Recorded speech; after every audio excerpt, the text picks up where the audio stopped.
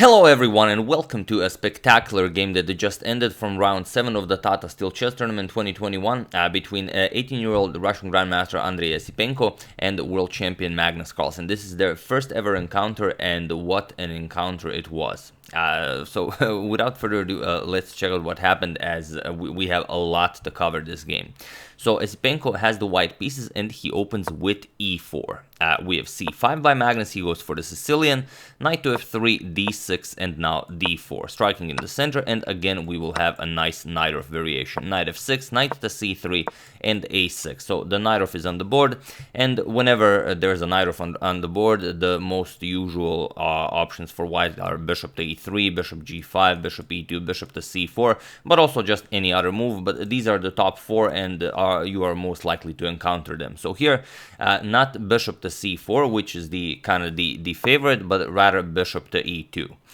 We have e6 from Magnus, and now bishop to e3. We have bishop to e7, and this is where the fun starts already on move 7. The top moves here are castles and f4, but here Esipenko goes for g4, and this is just wonderful stuff.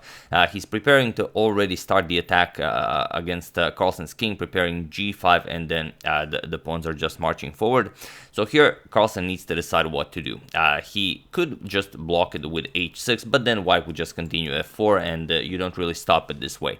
So Magnus says, I'm not going to stop it, I'm just going to start pushing on the queen side, which is what you usually want to do. We have g5 attacking the knight on f6, knight f to d7, and now even a3, giving up the pawn on g5, because if you defend it, then you allow b4, and this has been played before, but it's better for black. After the knight moves the bishop here, now your e4 pawn is attacked, and white's attack kind of stops. So here, after knight f to d7, we have a3. Esipenko offers a pawn on g5, and Magnus, after considering the position for some time, decides to capture it. We have bishop captures, bishop captures, bishop captures, and now after bishop captures on g5, we have queen to d2.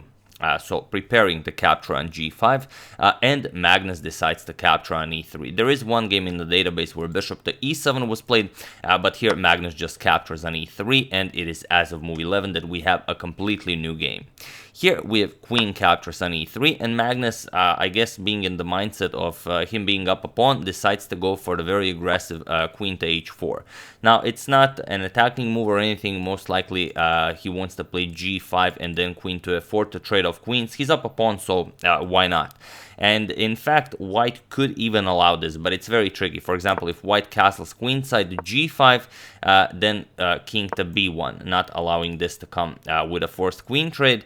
Queen to f4, and now you can move away. Queen to h3, queen h4, and then you go queen to g2, and you keep the queens on the board, and now it's very, very dangerous for black. For example, bishop to b7, you can play f4, but this is, if you don't have all of this prepared, it's very, very hard to find this over the board. Queen captures rook h to f1, and it's just a terrible, terrible position for black to play. All of the lines are open, the king is still in the center of the board. Very, very hard to play. But okay, after this queen to h4 move, Esipenko decides he's not going to allow g5, so he goes rook to g1 first. And now the queen and the rook guard the g5 square, and also you're just attacking the g7 pawn here.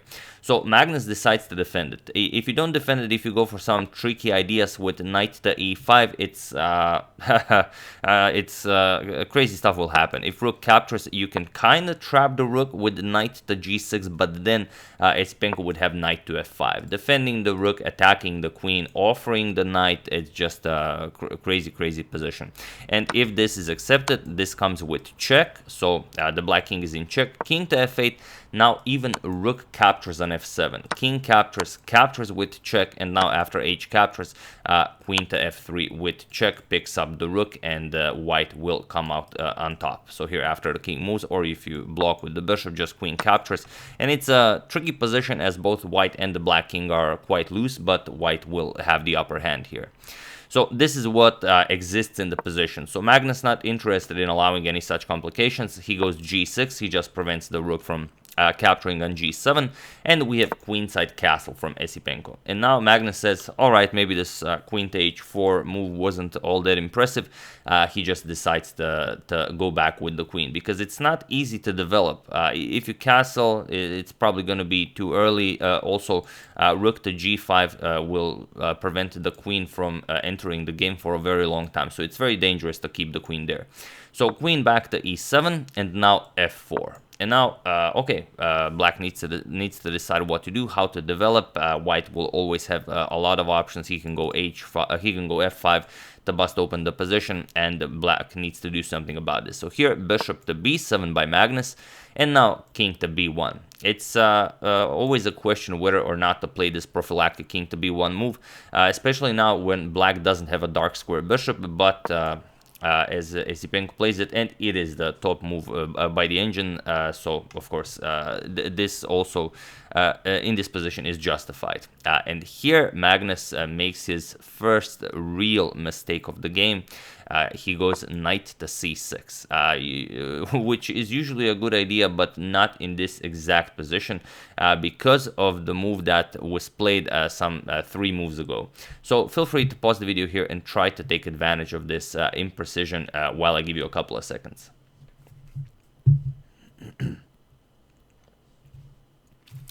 So for those of you who were able to do it, congratulations on capturing on b5, as this is the absolute best move. And also you have to spot that at the end of this variation, queen to c3 will come with an attack on the rook. That's the point. g6 made this whole idea possible.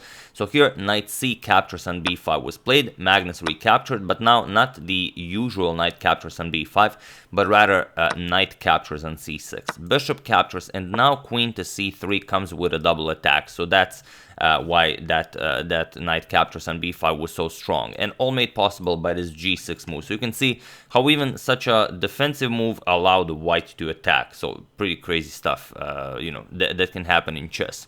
So Magnus needs to decide what to do here. He decides to castle to safety. He has to give up, give back the piece.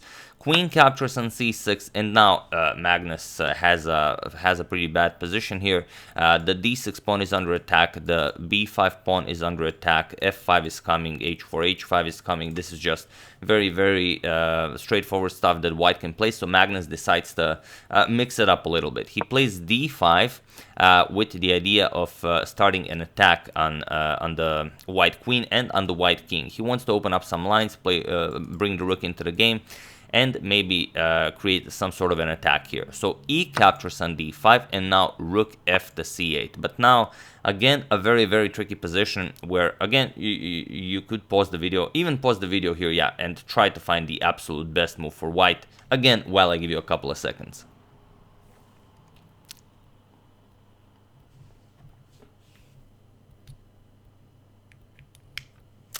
So for those of you who were able to do it, congratulations on not grabbing the pawn on b5. And for those of you who found the d6, this is the move that gives white absolute advantage. And this is what Esipenko played. So anything other than that is just not great. But of course, this is the first move you need to check. And if you see that this is all right, you don't even have to check the other moves. So this is what Esipenko played. And now queen back to d8. The thing is, if you decide to trade here, rook captures and d captures on e7, black can immediately resign because, well, the knight is under attack. And you cannot move the knight because of rook to d8 check wins for white. So here, black would have to play something like rook to c7, but then bishop captures on b5 with a double attack on the knight. And we already said that the knight cannot move. That's just game. After the knight moves, rook d8 check, and it's game over. So instead of that, of course, after this rook f to c8, Esipenko played this d6 move, attacked the queen, and now the queen moves. So queen to d8. And now is the question whether or not white should now capture the b5 pawn. as the queen is still under attack, so you have to move it. And here Esipenko played queen captures on b5, and it's all right to capture this pawn now. You'll see why, but there was a really crazy line, but I'm not going to show it now, as for those of you who are interested, I'm going to return to this position at the end of the video. There was a crazy supercomputer line that I've seen on Sese, the Norwegian supercomputer that follows all of Carlsen's games at a depth, I think, 45. But we're gonna get back to that. So here Esipenko played queen captures on b5, which is perfectly fine, but it allows Magnus some counterplay along the b file. So here rook c to b8, and again it seems like a very natural idea for white to just bring back the queen, because you also want to defend against rook captures on a3. So this kind of makes sense, guarding the a3 pawn, and it really surprised me when Esipenko was thinking in this position for some maybe 7 to 10 minutes, and I didn't understand why. But then when he played it, then it was like, oh, that's why. So here Esipenko did not go for the defensive queen to d3, rather he played queen to c4, and this is the absolute best move in the position. Point is, you allow rook captures on a3 because of white's next move. So rook captures on a3 was played by Magnus, and now queen to c7. Again, with a lot of deadly threats. Of course, the queens cannot be traded. If you allow this, then of course just pawn captures, and everything is under attack here. This is under attack, this is under attack, this is under attack. Of course, this is instant resign. So here Magnus has to figure out what to play here, and in the game, queen to e8 was played, but there are some other very interesting options. For example, can you go queen to f8 with the idea of maybe delivering some sort of a sneaky checkmate at the price of a knight here? Not really, because after captures and queen to g7, white has this defensive resource of bishop to b5, and the attack is over. Now there are even threats of capturing this rook, and after the rook moves, you just bring the other rook to help out with the defense, and it doesn't matter, it cannot be kicked away. Rook c5, everything is defended, white's up a piece, a beautiful pass to d6 pawn, so completely winning. That's what was in the position. So after this queen to c7 move, you cannot capture, you don't really gain anything by moving the queen here. So what can you do? One option is also rook to a5. We're just briefly going to discuss it, but after the queens get traded off, captures, white just starts pushing b4, and now white is up only one pawn, but these are 3 pass pawns with the 2 connected pass pawns on the b and c file. So this is a nightmare to try and play.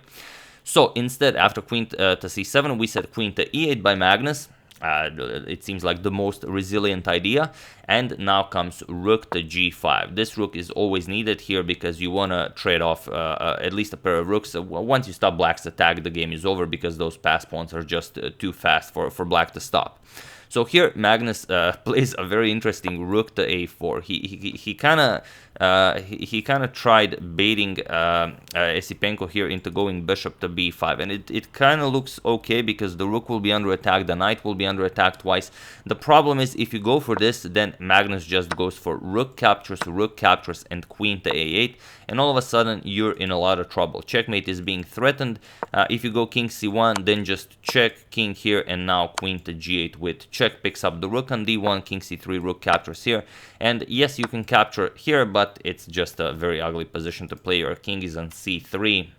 This game would be over very quickly. So instead, after rook to a4, we have rook to a5. Esipenko now just offers the rook trade. Like we said, once you trade off a pair of rooks, black doesn't really have any attacking resources left. So here we have rook 8 to b4. Magnus, of course, declines this, goes after the b2 pawn, and b3 now. Esipenko defends it, and now again, Magnus needs a move. He goes back, rook 4 to b7, kicks away the white queen, and maybe you could go something like rook to c8 to shift the attention to the c file. And here, queen to c3. So, someone, I think Peter Leko mentioned in the official commentary booth that if this position was played by anyone other than Carlsen with the black pieces, that no one would even be interested in this game because it's impossible to hold this. But as it is Carlsen, it will be very interesting to see if maybe he can hold this. So here Carlsen tries reactivating the queen. We have queen to d8. And now again, here comes a beautiful move, bishop to f3, just attacking that rook on b7. I'm just going to show a fun line that starts with f5, but it's a very forcing line that kind of is forcing but also isn't, because after e captures and rook captures, if you capture the rook, then just rook g1 check and it's game over. King to f8, just queen to h8, this is checkmate. The pawn covers the e7 square. The problem is, after this e captures on f5 and rook captures on f5, black doesn't have to actually capture the rook, and then you have to calculate a lot what's happening and so on. So if nothing else was in the position, probably what Esipenko would play, but Esipenko went for the absolute top engine move after this queen to d8, that is bishop to f3. He attacks the rook here on b7, and the rook cannot remain on the 7th rank. You have to move the rook from the 7th rank, and then queen is coming back to c7. Yes, that's what's happening. So rook to b4, and now queen to c7. So Magnus cannot afford a trade. He goes queen to f6, now gives up a knight here for some attacking chances, but of course Esipenko doesn't go for it. Capturing the knight loses the game for him right away. Just captures on b3, and after this captures, whatever, king to c2, queen to b2 will be checkmate. So of course Esipenko needs to avoid this.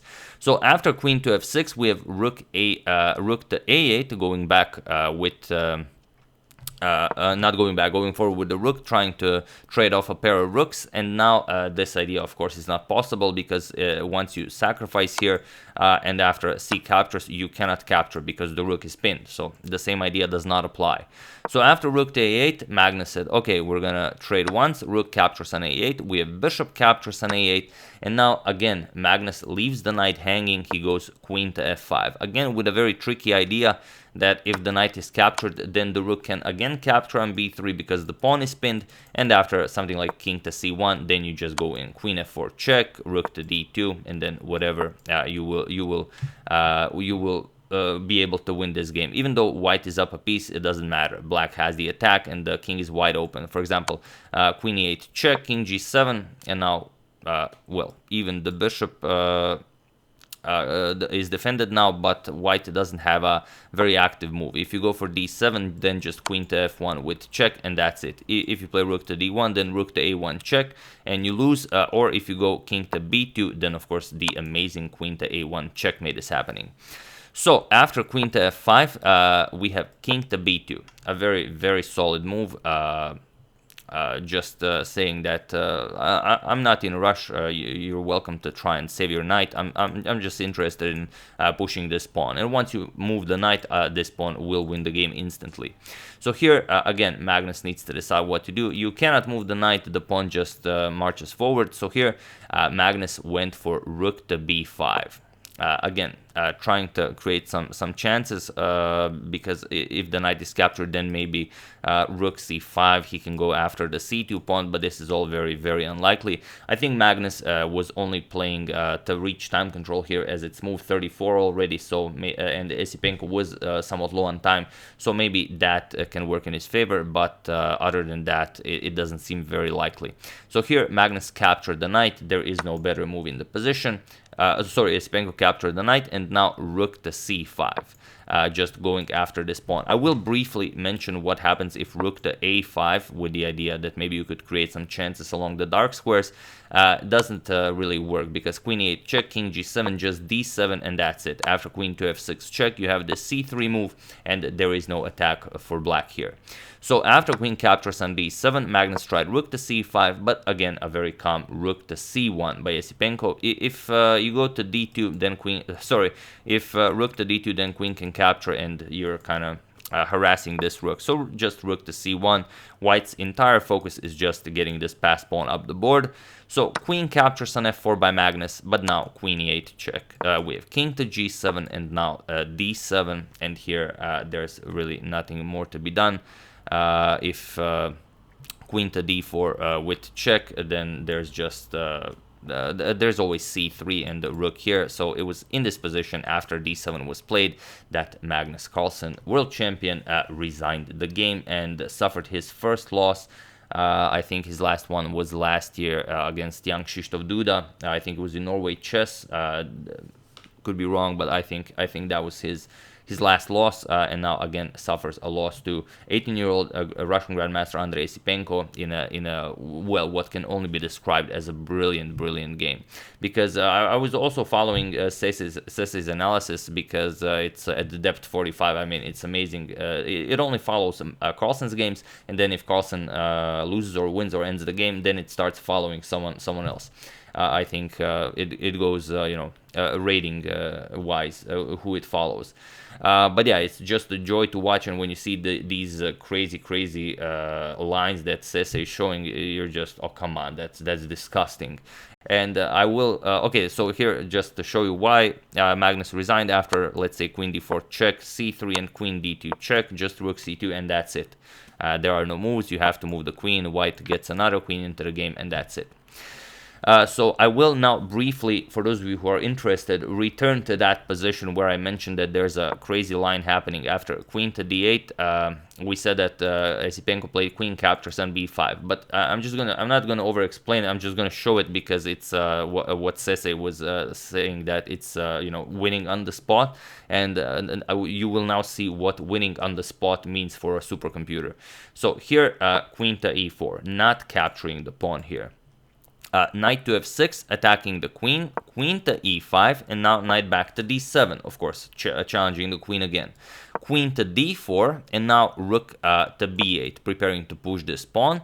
We have rook to g5, going after the pawn here, and now rook to a5, black defense. So these are supercomputer moves, we shall not question them. Queen to d2, attacking the rook here, and now h6, attacking rook for rook. So here, rook goes back, rook to g3, rook to a6, gets out of harm's way, puts pressure on the d6 pawn, but now f5, opening up the attack towards the h6 pawn. We have e captures on f5, queen captures on h6, and now queen to f6. You have to guard against checkmating ideas. So rook to h3, and now rook a to b6, now doubling up on the b file. Rook to d5, again, just a very nice rook lift, and queen to g7, offering a queen trade, queen h4, queen back to f6, queen to h7 check, king to f8, and now queen to h6 with check. Queen to g7, and now queen back to d2, again declining the queen trade. And here it seems that it's only a matter of time before white wins this pawn, and then starts advancing all the other pawns. And like I said, if this pawn starts marching forward, it's over. So this is how Sesse plays it out. King g8, rook to b3, and now after queen to f8, queen to d4. So just putting more pressure, queen to g7, and now queen to f4. We have b4 by black, and now, of course, white does not want to open lines, plays a4, prepares that b5 square for the bishop. We have queen to f6, and now queen back to d2. So always keeping an eye on that pawn. f4, black starts pushing the passed pawn, but now bishop to b5 just attacks that knight. And like we said, if the knight moves, it's game over. So black tries some counterplay here with f3, but it's not enough. Bishop captures. We have rook to d8, attacking the bishop, but now just queen to d1. Beautiful stuff, going after the f3 pawn, and it doesn't matter. If f2, just rook to f3, and that's it. Whatever black plays, there are no good moves here. Captures, rook captures on d7, queen captures on f2, and you get this endgame queen against the rook. So it's very interesting what a super engine line looks like. But if you were wondering, this is what winning on the spot means for a supercomputer. So just some 20 moves.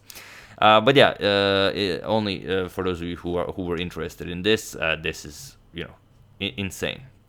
But yeah, after this, like we said, after this d7 move, Magnus resigned, and a brilliant victory for young Russian Grandmaster, who wins his first ever classical game against world champion Magnus Carlsen.